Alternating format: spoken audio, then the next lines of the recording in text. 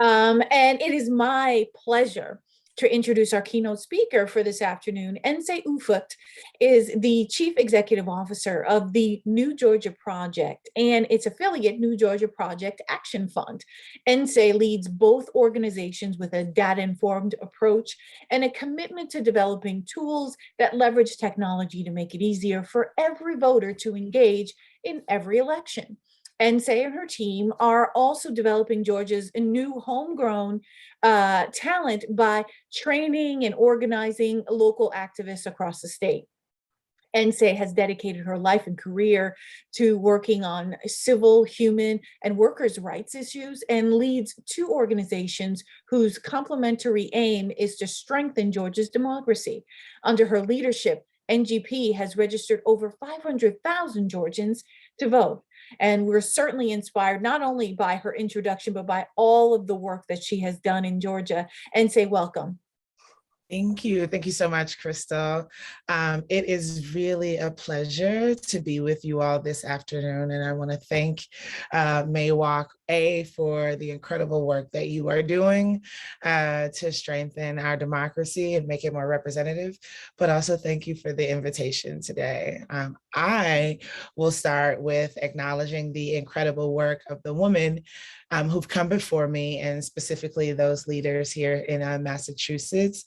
And so wanting to first thank and shout out Brenda Jenkins and Celia J. Blue, founders of the Massachusetts Women of Color Coalition, where Celia Blue serves as the CEO and president today.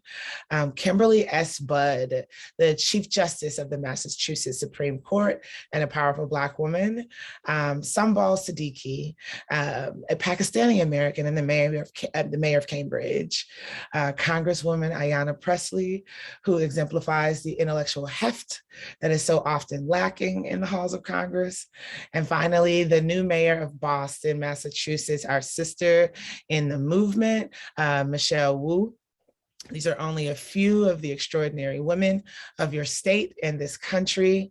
And for each name that gets mentioned in speeches like this, there are millions more who are equally deserving, who I hope get the shine that they deserve, that we support them and that we lift them up whenever there's an opportunity to.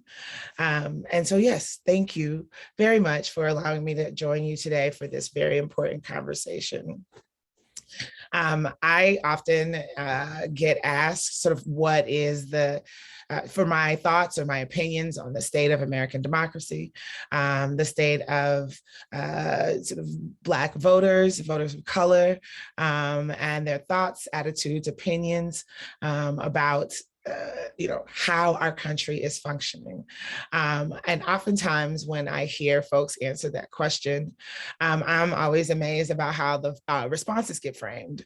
To some, there are hours of public commentary that have led them to believe that we should be losing hope and sleep about the direction of power, the amassment of power and who has it in our country. And to others, there have been a few successes in previous election cycles that have them convinced that we can embrace the thrill of victory.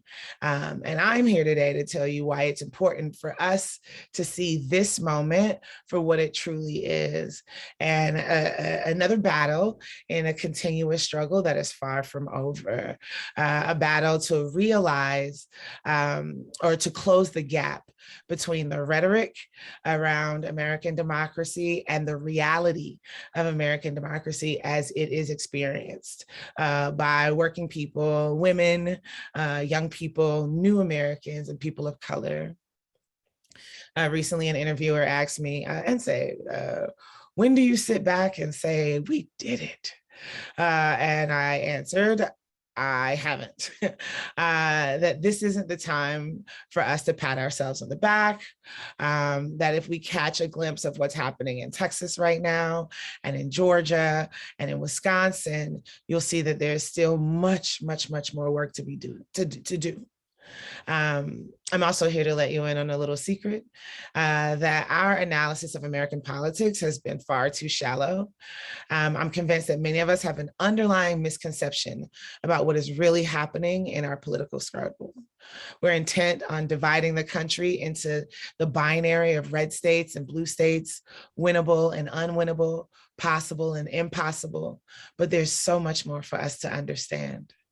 And our framing is shaped by what we've been forced to see by the hands of a pale, male, stale minority that has had an outsized influence on our politics for far too long. If you peel back the layers just a little bit, you'll see that elections have been determined by who shows up, yes, but also whose votes get counted. And there is a very real, very active battle to make sure that we make progress in ensuring fairness and equity on both of those fronts. And I'll talk a little bit about the work of the New Georgia Project towards those two aims. I'm also here to tell you that I see something different. I see something different for us. I represent a multiracial, multi-generational, multilingual movement of real people who are committed to representing our concerns in a way that we talk about our political reality. At the New Georgia Project, we've witnessed firsthand what we can do when we show up organized, motivated, and armed with the best data and the best strategy to turn out a winning majority. This pale, male, stale minority no longer needs to control every element of our political narrative, but they have not and will not take this reality lying down. Yes, on January 5th, we accomplished something monumental in Georgia. After millions of calls, millions of texts, millions of doors knocked, and millions of dollars raised, and I will flag that the Warnock and Ossoff races were respectively the most expensive congressional races in the history of American politics, right? And so that was historic. It was monumental. And the result was that we sent Georgia's first African-American and first Jewish man to the United States Senate. And the next day, on January 6th, Trump-loving malcontents stormed the Capitol with weapons intent on causing harm to our elected officials, including a failed murder plot that targeted the Vice President of the United States. I don't believe that January's 5th progress is a sign that the fight for creating a better America has been completed. Nor do I believe that the January 6th violent response means that there's no hope. The answer lies in where we put our focus. This is a struggle, this is a fight, but it's also more than that. We're in the middle of a collective struggle for power. And I think that this struggle has been filled with setbacks and progress.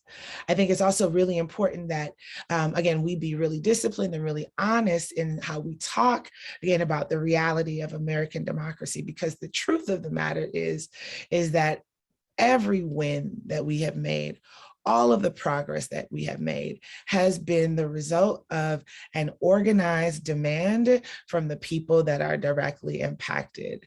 When we think about Abraham Lincoln as the president of the United States needing to be pushed towards emancipation, when we think about the 19th Amendment passing and decades of women organizing to push for women's suffrage.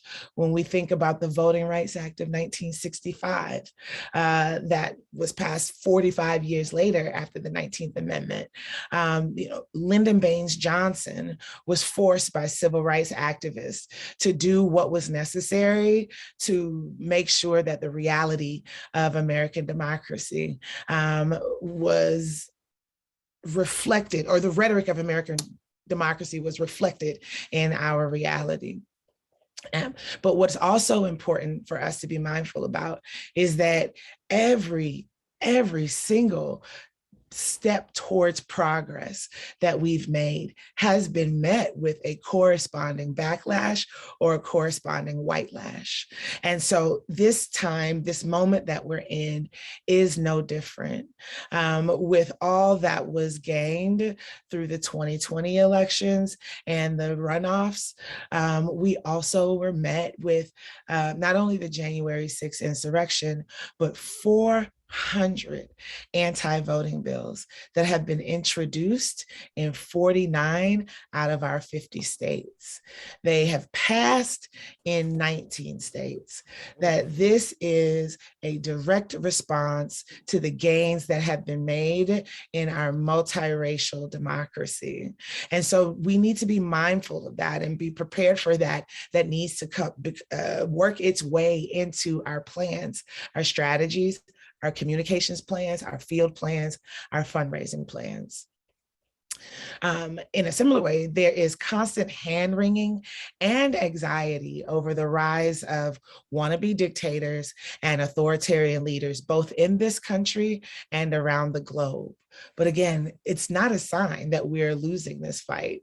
It is a response to the wins, to the gains that we are making.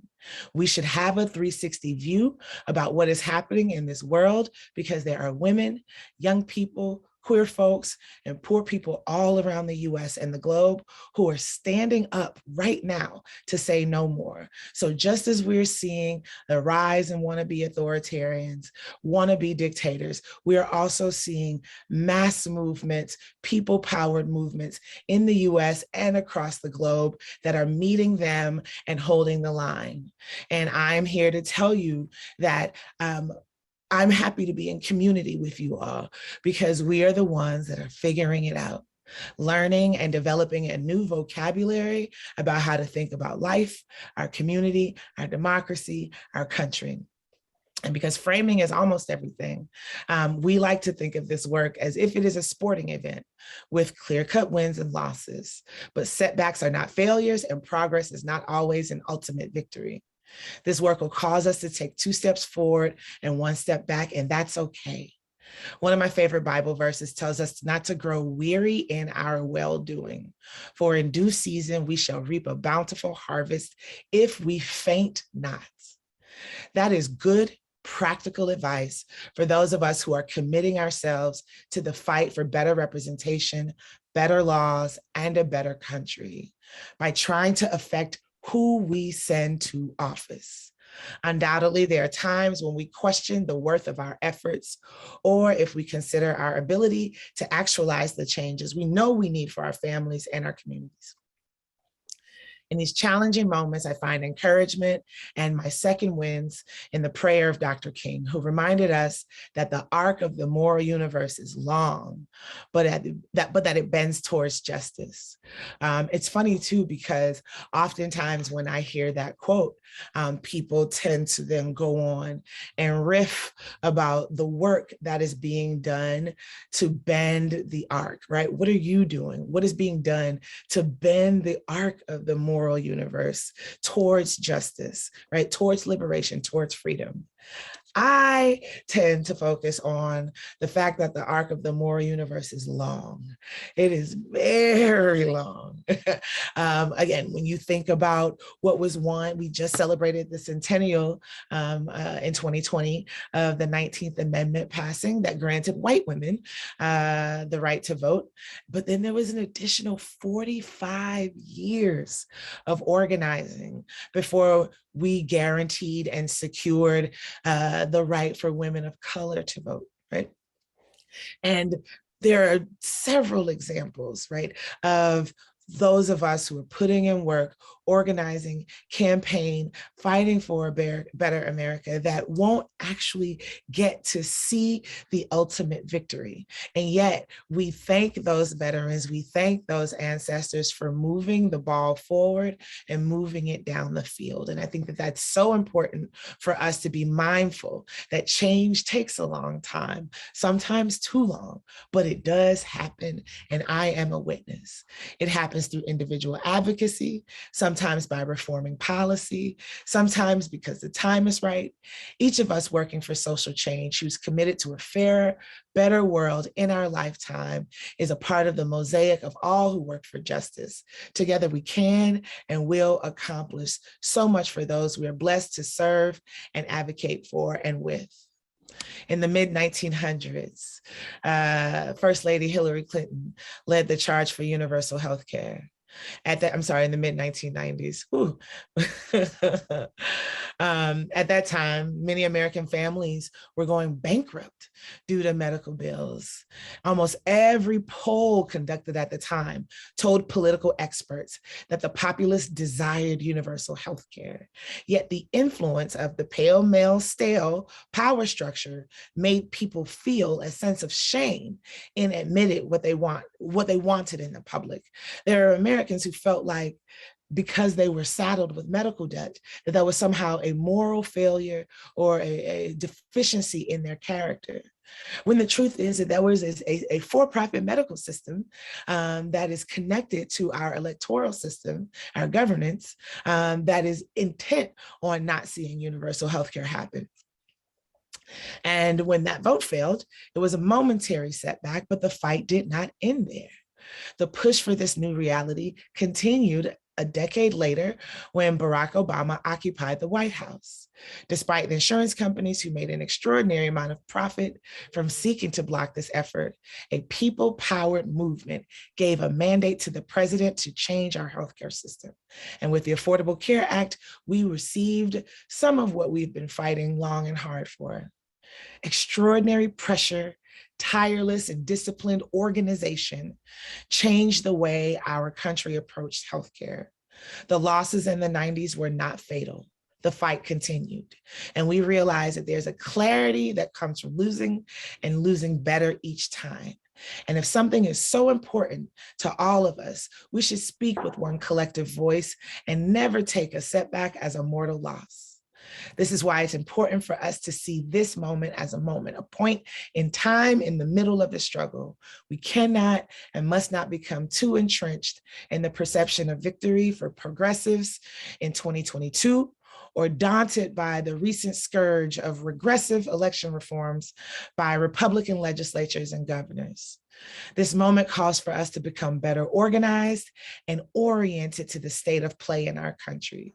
We need different tools for this new battle, different actors on this new stage. Our social movements, led by ordinary people, are mounting effective resistance against these bad actors who have increasingly more sway on those of our neighbors committed to making their America great again for them. So we fight, armed with savvy, armed with strategy, resources, the best data, and a commitment to organizing with the forgotten and the left behind into a powerful winning constituency. When we think about where we should be putting our time, our energy, our money, we absolutely should also think about how we add muscle to these people-powered social movements that are rising in the US and across the globe. Our response is to break the machinery of how votes are cast and counted to achieve a more equitable process and better representation.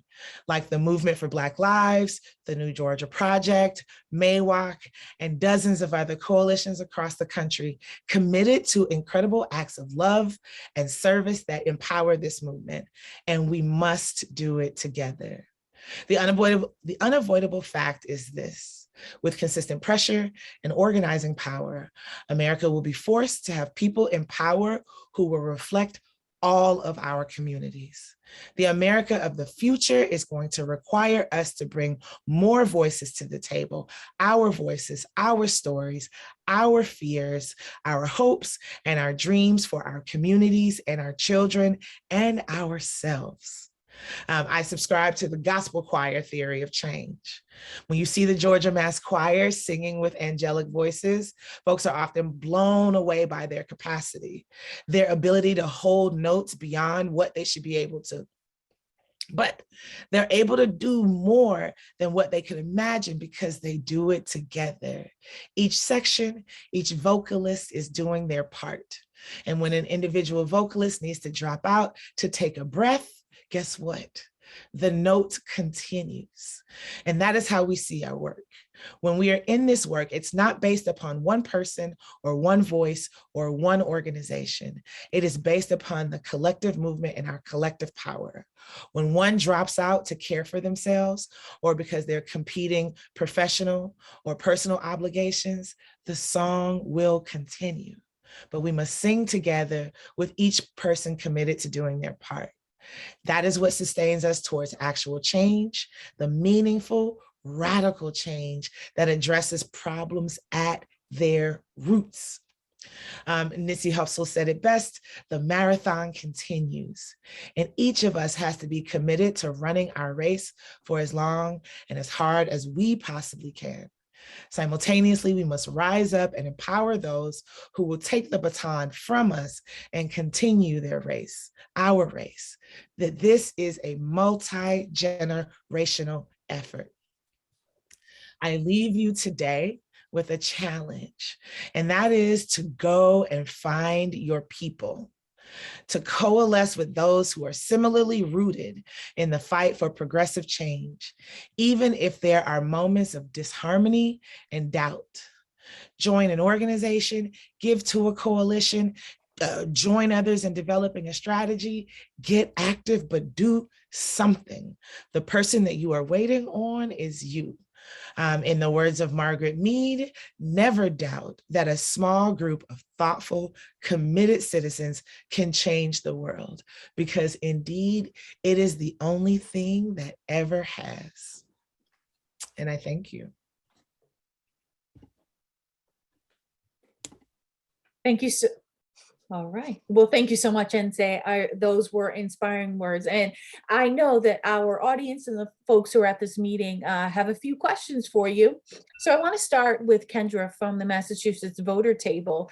She says, hello, Nse. As an organizer who moved to Georgia to work on the Senate runoff, this was incredibly moving and a reminder of the importance of collective work. I would love to hear from your perspective on the importance of organizing in between election cycles to prepare communities for participation. Well, first of all, thank you for coming to Georgia, Kendra. Your efforts clearly were needed. And so I thank you for that. And I also thank you for this question. It is literally, key to our wins and key to our theory of change. I think that oftentimes political actors, sort of operatives, think about voters in two buckets. They think about like persuasion voters, and they think about mobilization voters, right? So the persuasion voters are where often the bulk of resources are committed, right? These are people that they feel are swing voters that need to be convinced about a candidate's particular platform and whether or not they are aligned with them. Folks often invest in knowing the papers that they read, the blogs that they read, the podcasts that they listen to, and investing in polling and research and focus groups and how to communicate to them. And then there are mobilization voters. And oftentimes when I think about how Black voters are considered or treated, or young voters in particular, they are often seen as a mobilization universe. And so what that means is, around Halloween, or maybe a little bit earlier, we'll say Labor Day. Around Labor Day, they will start saying, without doing any of the work, right, to assess the state of play, to assess the health of the elections infrastructure, they pull up and say, hey, it's time to vote for a Democrat, or, vote for whomever. And so when I think about the work of the New Georgia Project, I jokingly say that we are like a tech startup inside of a civil rights and a voting rights organization. And what I mean by that is everything that we do is informed by data. The way that we train our organizers is that you have twice as many ears as you do mouths. And so we spend the bulk of our time listening, asking Georgians what they care about, asking them what their priorities are, asking them what they will move for, what they will get up and get out in the streets, get up and show up at city council elections, what will move you to action. And that is constantly changing. I'll give a little bit of an example. Throughout 2020, because of, again, our organizing campaigns, we were checking in, doing sort of wellness checks in communities, participating in mutual aid societies, but always with an eye towards November. And there was no doubt through our polling, our focus groups, our direct conversations, that the number 1 issue on voters' minds, on Georgia voters' minds in 2020, headed into the November election, was COVID. The only differences that we saw were gendered. So it was 100% COVID for women and femmes and people who identify that way, but it was COVID as a healthcare issue. How do I keep myself safe? How do I keep my family safe? How do I not die with these leaders who have abandoned us? And again, in Georgia, it's a particularly unique situation because of our governor who chose to traffic in misinformation and disinformation about COVID, despite the fact that he's the only governor in the US who lives and works within 5 miles of the CDC's headquarters, right? For men, it was COVID as an economic issue, right? So there was massive job loss and there was a lot of economic anxiety, but COVID was the number 1 issue. So when we headed into the runoffs, like that, it was, days after the election, like obviously we're going to continue with that message because it worked, because it was successful. We saw the results, but we weren't getting any traction. We were going and knocking on doors and people were like, baby, I already voted. And we're like, I know, that's why we're here. We are here because there's a runoff election and there's an opportunity to change the balance of power in the United States Senate. But at the time, we're talking about, after the November election, there was Thanksgiving, there was Christmas, there was Hanukkah, there was Kwanzaa, there was Festivus, there was New Year's, right? And so people were thinking about being with their families. People were thinking about gifting things to their families, were thinking about big meals if they could have them, right? And so when there was debate about stimulus checks or emergency funds that went to American families, that is what people wanted to talk about. So our messaging shifted from COVID and who could best lead us through this moment, to Mitch better have my money, right? And Mitch was Mitch McConnell. And we saw that Republicans in the Senate were holding up this economic relief that Americans so desperately needed. And what happened? We were successful. Warnock and Ossoff were elected, and 80% of American households received some sort of economic relief because Georgia voters showed up and voted 9 weeks later. And the reason that happened, the reason that we were able, through a brutal election cycle, through Thanksgiving, Christmas, Hanukkah, Kwanzaa, New Year's, in the South, where people want to be with their families, we were able to get people to come back, an unprecedented number of people to come back and vote again, because we are constantly studying what people care about. We're constantly studying how we talk about things. They would tell us that we shouldn't talk about voter suppression, that it had a demotivational impact, that when we talked about voter suppression, it made people think that there was nothing that you could do. They're going to steal it anyway. What's the point? And what we learned is that you have to talk about voter suppression, but what you also have to do is let people know how they can overcome it, how they can combat it. That when we think about all of our messaging for 2022 and actually 2021, we have found 2 important frames. And one is information and the other one is power. That those have been by and large head and shoulders above any other messages or message framing that we've used. Information, meaning that people see us as credible sources of information, that they can come to our social media, that they can come to our staff and our organizers, to our volunteers, and get the real deal, nonpartisan information about what they need to know about what's happening in this moment. And it's incredibly important because we are living in an age of misinformation and disinformation, where bad actors, incredibly resourced bad actors, are poisoning our information wells. And when 90% of Gen Z got their information about elections from social media, we cannot see that territory, right? And power. Power has been one of our most effective message frames. And here's why. Because letting people know that they can, their act, their contribution can change our material circumstances. That when we work together, that we are more powerful than we can imagine. And now we continue to build on top of that. Again, the folks who were 17 and a half and just turned 18, who were born in 2002, and voted for the first time in the 2020 elections. They delivered not only an American president, the first woman of color vice president, but again, saw to it that 80% of American households got the much needed emergency financial relief that they needed. And so that stuff does not happen in October. It doesn't happen in September before a really sexy election. That is the work that we do year round to hold up the sky and to hold up our democracy and our democratic infrastructure. All right, Nse. So I have another, yes, I have another question here.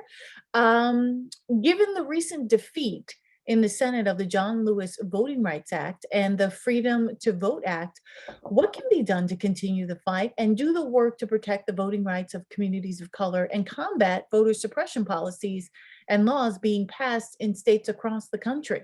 Right. Well, I'll let you know a couple of things that we're doing. One, I have maintained that if they can have 50 votes, more than 50 votes to try to get rid of the Affordable Care Act, then we can certainly have more than one vote to try to preserve the Constitution and American democracy. And so that one failure is but a blip on the radar, that there's nothing precluding us from bringing back a rules change vote. There's nothing precluding us from bringing back the John Lewis Voting Rights Act and the Freedom to Vote Act on the bill. So that's number one. Number two is that we have been working really hard to now connect voting rights to the things that Americans and Georgians have told us that they want to win.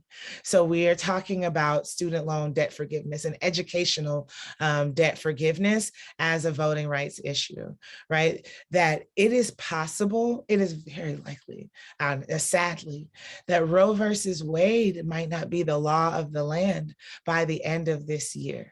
Right. And so when we think about bodily autonomy and access to healthcare, including reproductive healthcare, it is the same people that are attacking our healthcare that are attacking our voting rights. And so doing more work to connect those dots for people that are prepared to turn up when Roe goes down, right? Making sure that they know and understand that voting rights is essential. I point to our now asterisk governor, Brian Kemp, that when he ran for governor in 2018, he did not mention abortion once. Not once at all. But when the legislative session started in 2019, they had a governing majority. They had a governing trifecta. They had everything that they needed in order to strip us of our rights. And so without ceremony, without serious debate, they banned abortion in Georgia. Now it failed, or it was overturned by the 11th Circuit, by a federal court, but they also passed language that said that as soon as Roe versus Wade is no longer the law of the land, then abortion is automatically outlawed in Georgia, right? And so thinking about all of our elections and thinking about and doing a power analysis, and again, connecting the fight for voting rights with fighting for all of the rights that we enjoy as Americans and want to hold on to and want to hold the line for. I think the last thing is that, you know, the November 22 midterms provide us with an opportunity to shuffle the pieces that are on the chessboard, right? That there is, so I've talked about 400 anti-voting bills that have been introduced in 49 out of our 50 states, but 19 states have passed some version of their anti-voting bills, including my state of Georgia. And what that means is that it could possibly be chaotic after the November elections if those, because the Republicans have given themselves, and I want to flag that New Georgia Project is a nonpartisan organization, and aggressively so, and we aggressively defend our nonpartisan status. Now, Ufot is a naturalized American citizen. I became a US citizen my senior year in high school. And so all of the rights and responsibilities that are afforded to me as a citizen, including my First Amendment rights, I defend them aggressively. And so I use Republican as a descriptor, right? To say that Republicans have given themselves the tools that they need to overcome or overturn the results of elections that they don't like. And so we could find ourselves in a chaotic situation in at least 19 states if we do not have overwhelming participation in our November elections. And so that is one of the things that we are doing to try to hold the line while we work to get a new Secretary of State, while we work to get a new governor, while we work to get a new legislature that will overturn Senate Bill 202, we will make sure that Georgians understand the critical importance of this moment and in the November 22 midterms, and they show up in overwhelming numbers so that we can at least try to make sure that the will of the people is reflected in the results of this November's elections. So those are the things that we're doing, but I can also talk about more. Actually, we had a question wanting to hear more about your mother. How did your mother inspire you to persist no matter what the obstacle? I love this question. And Mama Ufot would love it too, because, you know, she takes claim for all of our collective victories, as she should. I'm the only daughter of a Nigerian poet and a pastor. And so my mom's a poet. And also a counselor. My mother was a young wife and young mother who came to a country that wasn't her own. My parents divorced when I was 13 years old. And so my mom raised myself and my brothers in Atlanta. My mom worked 3 jobs to take care of us. And when it looked like I was going to continue to be a successful student, it dawned on us that we weren't going to be able to pay for college. And so one of the things that we decided was that it was time for my mom and I to become citizens. And so again, that's when she got a 3rd job to hire an immigration attorney. And I was responsible for preparing us for the citizenship exam, right? And so my mother's sort of influence on my life and my career is one of sort of sacrifice, or not even really sacrifice. She's powered by love, right? The love that she has for us makes her do incredible things, makes her sacrifice. And so I think that I get angry a lot when I look at injustice, when I look at hypocrisy. And anger is also a useful power source, but it burns out. It burns hot and it burns out quick. That I have found that when we power our campaigns by love, when we power our actions by love, that it is a renewable resource. It's a well that I can keep going back to. When we talk about like, so yeah, the Voting Rights Act failed, the rules change failed, so we couldn't get a real vote on Voting Rights Act, et cetera, et cetera. I think that, again, folks thought that, well, we'll just take our toys and go home. Absolutely not, right? That the love that I have for myself and my community and my family, the America that I have that's in my mind, right? Only at this point that I would like to be our reality one day. I love my people so much that I'm going to stay on the battlefield. And that absolutely is a lesson that I have learned by being Ufot's child.